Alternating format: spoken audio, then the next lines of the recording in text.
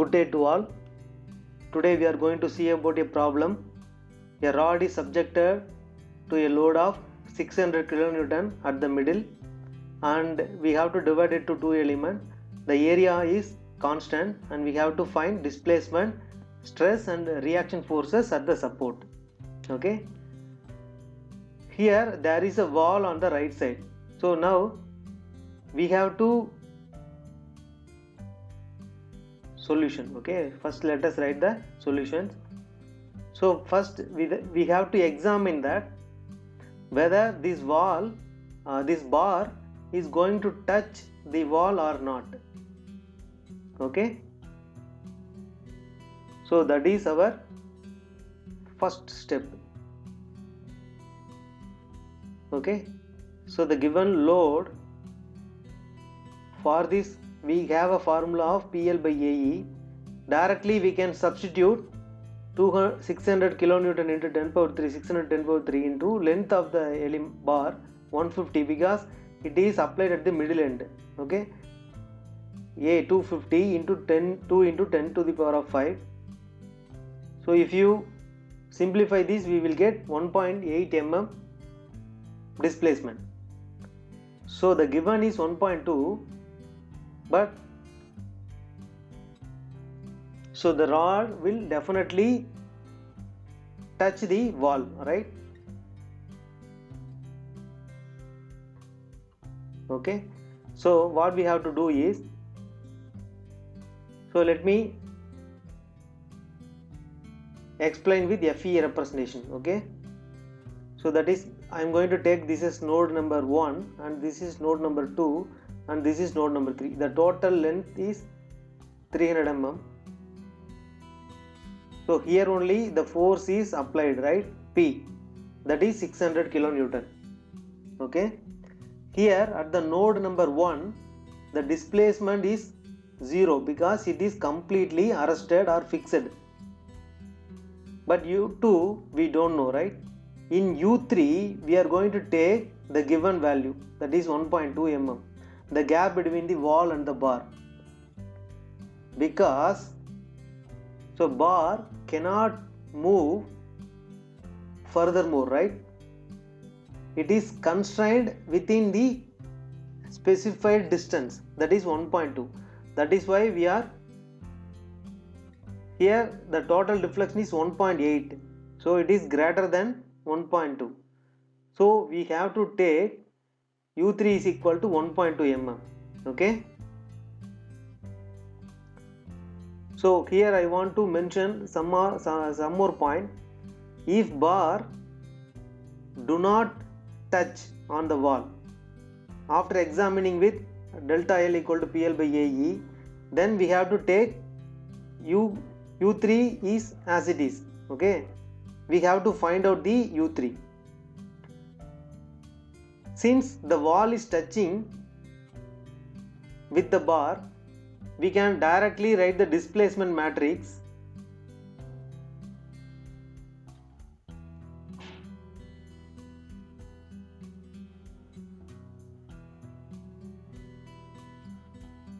Okay, so we can directly write the displacement matrix U equal to, you know the vector U1, U2 and U3, right?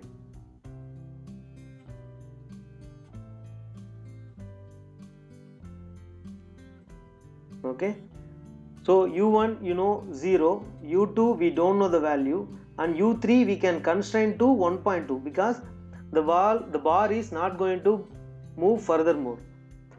Okay, this is 1.2, that is the given distance between bar and the wall. Okay, if it didn't touch, then you have to write it U3 here.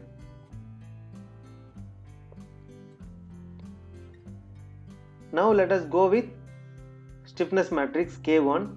We know the formula A1 E1 by L1, 1 minus 1 minus 1 1, that is equal to, so A1 value is 250 here into 2 into 10 power 5 divided by L1 length is 150.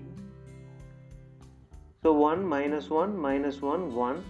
So if you reduce this value, and make a common term as 10 power 5, and remaining thing we can take it to inside the matrix.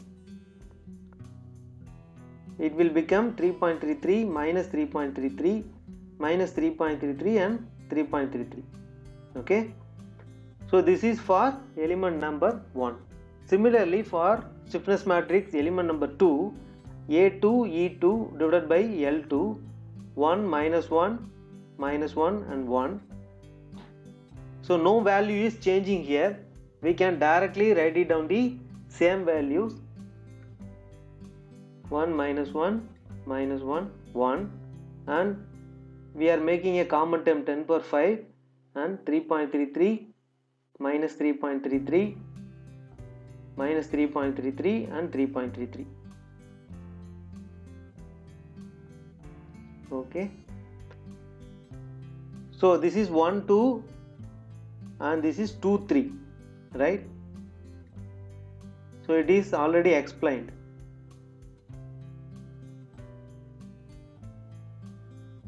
You can check in playlist. Now we have to assemble this K1 and K2.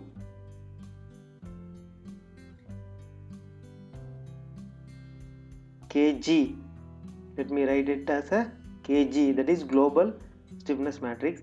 So common term is 10 power 5, and similarly we have to write it node number 1, node number 2 and node number 3.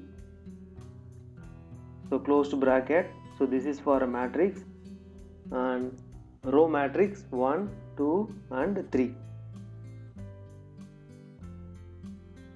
The corresponding elements has to be filled here. Okay, this is already in previous examples, this is already explained. If you wanted to learn, you can refer the previous problems that is being solved in my channel and my playlist. It is available. Okay, minus 3.33 and 3.33. So this is your global stiffness matrix.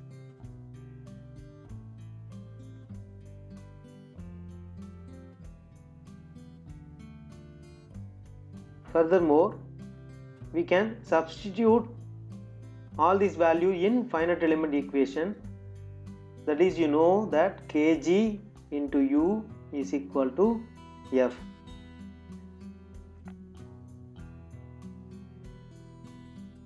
So Kg value directly I can copy it from here, right? No need to write it down again.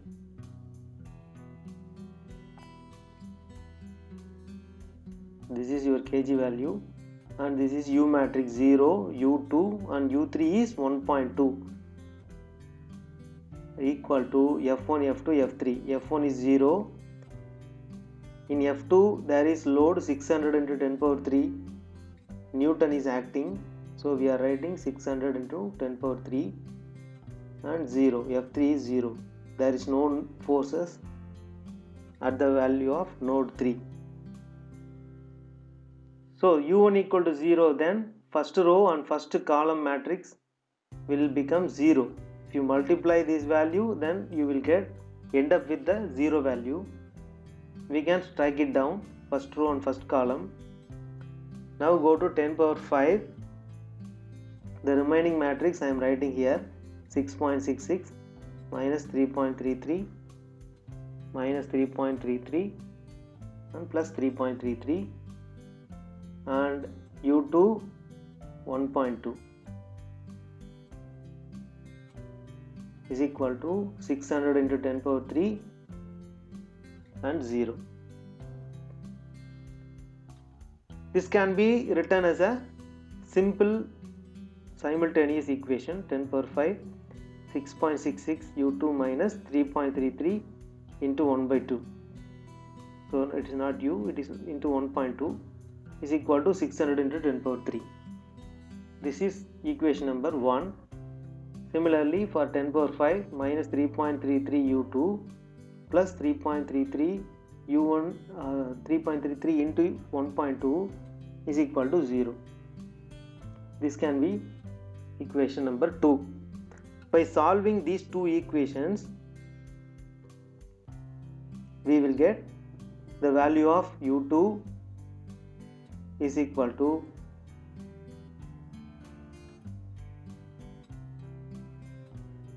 1.5 millimeter. Okay, this is the displacement value at node 2. Node 3 we already fixed, that is it is not going to move above 1.3, right? 1.2. Now we have to find out the element stresses. Sigma 1 is equal to E1 into du by dx. Du by dx is nothing but u2 minus u1 for element 1. So 2 into 10 power 5. So your u2 value is 1.5 minus u1 is 0 divided by original length of the element 150.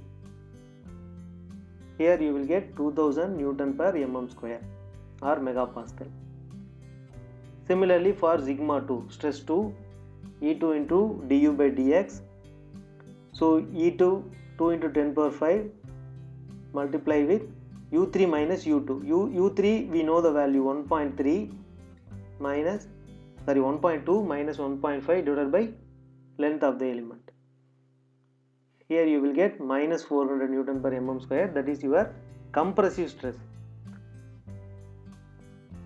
Element 1 produced tensile, element 2 produced compressive stress.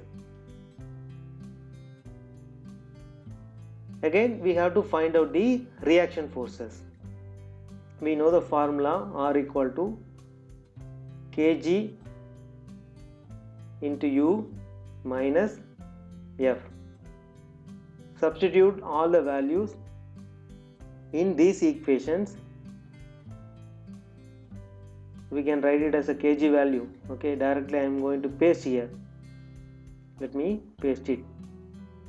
So this is your kg value and this is 0, 1.5 and 1.2 and minus F value, that is 0, 600 into 10 power 3 Newton and 0.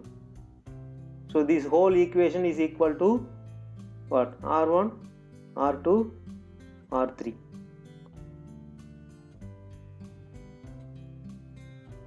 If you simplify this matrix form,